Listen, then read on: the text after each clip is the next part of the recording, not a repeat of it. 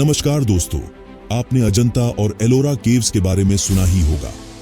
Ajanta, Ellora caves, ये दो नाम एक साथ लिए जाते हैं, लेकिन ये गुफाओं के दो अलग अलग समूह हैं जिन्हें लगभग 1500 साल पहले बनाया गया था।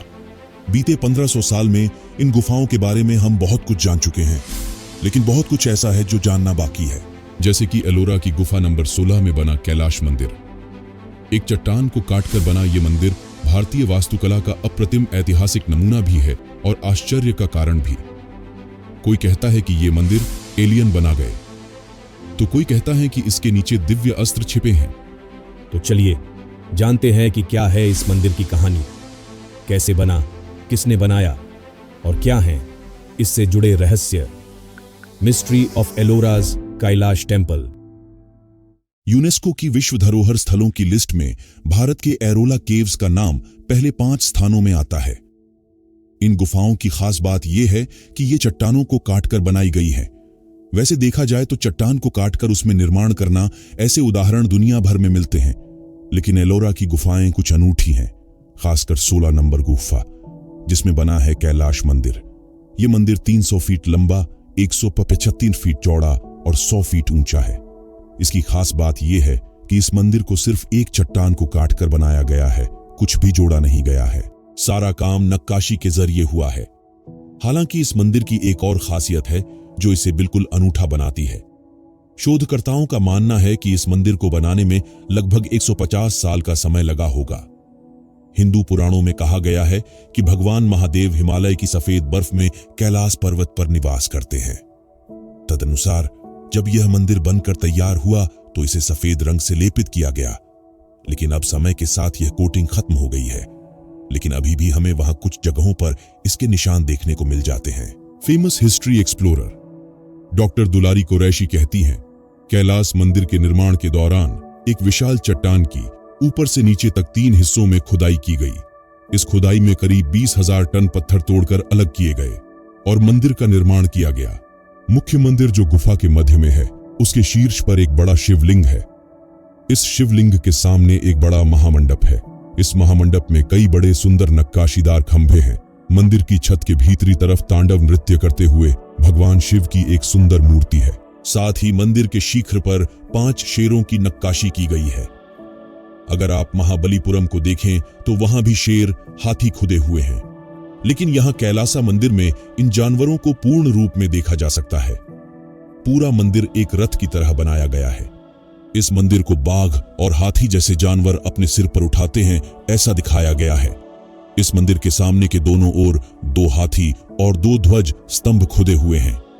यह मंदिर पौराणिक वास्तुकला का उत्कृष्ट नमूना है।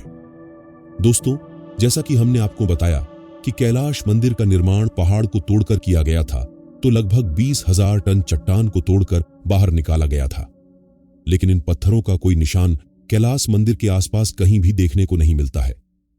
तो आखिर इतनी बड़ी चट्टानों का क्या हुआ, इसकी जानकारी देते हुए डॉक्टर कुरैशी कहती हैं, अगर आप देखें तो कैलाश मंदिर के पास कई मंदिर हैं। मराठवाड़ा में भी कई मंदिर हैं जो चालुक्य और राष्ट्रकूट काल के दौरान बनाए गए थे, लेकिन उन मंदिरों के आसपास कहीं भी कोई खुदाई नहीं की है या कोई पहाड़ियां भी नहीं है। इसलिए यह संभव है कि कैलाश मंदिर के निर्माण की चट्टान का उपयोग इस मंदिर के निर्माण में किया गया होगा, लेकिन यह बात निश्चित तौर पर नहीं कही जा सकती। अब जानते हैं कि क्या कैलाश मंदिर के नीचे कोई प्राचीन शहर बसा है। कैलाश मंदिर के बारे में कई बातें कही जाती हैं, जैसे कि मंदिर के चारों तरफ गुफा जैसी कुछ जगहें हैं जो बहुत गहरे हैं।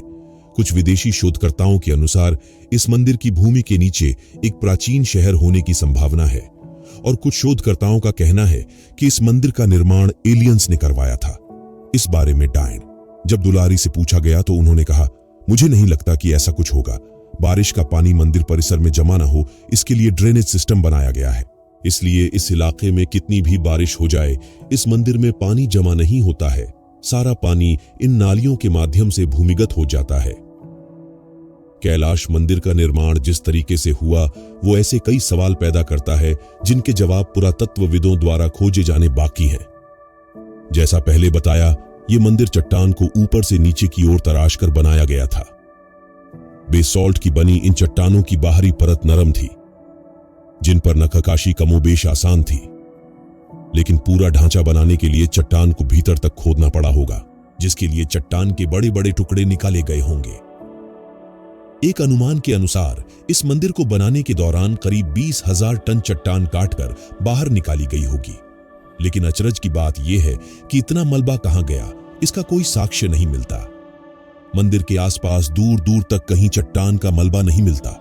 जाहिर है इस दौरान चट्टान के बड्ढे बड्ढे टुकड़े निकाले गए होंगे, लेकिन वो कहीं नहीं दिखाई देते। इसके अलावा एक कमाल की बात यह है कि उस दौर में निर्माण कार्य के लिए हथौड़ी और छेनी का इस्तेमाल होता था। इन छोटे हथियारों से इतनी बड़ी चट्टान को काटना और एक विशालकाय मंदिर बना देना, ये बात भी अपने आप में काफी अचरज भरी है। कुछ दावे हैं जो बताते हैं कि इस मंदिर की बनावट बहुत हद तक पट्टडकल के विरूपाक्ष मंदिर से मिलती है। विरूपाक्ष मंदिर का निर्माण चालुक्य वंश ने करवाया था, इसलिए बहुत संभावना है कि जिन कारीगरों ने विरूपाक्ष मंदिर का निर्माण किया, शायद वही कैलाश मंदिर के इस्तेमाल में लाए गए। कारीगरों के पास चूंकि मंदिर का एक पुराना मॉडल उपलब्ध था, शायद इसी कारण इसे बनाने में कमोबेश कम वक्त लगा। या ये भी सच हो सकता है कि एक लंबे अरसे में अलग अलग राजाओं के इसके अलग अलग हिस्से बनवाए। सच जो भी हो, शायद आने वाले वक्त में हमें पता चले। लेकिन इतना तय है कि कैलाश मंदिर नक्काशी वास्तुकला का एक बेहतरीन नमूना है, जो प्रूव करता है कि भारत में हजारों साल से एक उन्नत सभ्यता का निवास रहा है।